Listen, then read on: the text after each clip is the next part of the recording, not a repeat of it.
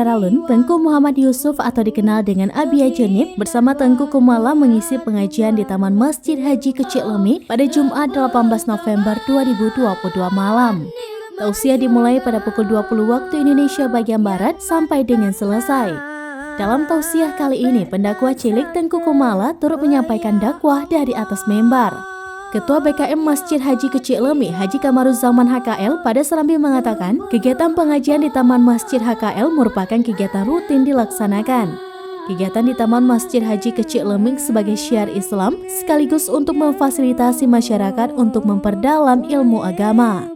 Untuk diketahui ada beberapa kegiatan rutin di Masjid Haji Kecik Lemi, yaitu pertama, halaqah maghrib setiap malam Rabu ba'da salat maghrib bersama Tengku Gamal Ahyar LCMSH.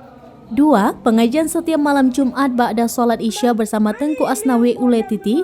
3. Halaqah maghrib setiap malam Minggu ba'da salat maghrib bersama Tengku Masrul Aidi LCMA. 4. Zikir bersama sebulan 2 kali, yaitu pada minggu pertama dan minggu ketiga bersama Tengku Haji Jamhuri Ramli SQMA. 5. Halaqah maghrib khusus bersama Tengku Abia Jenib.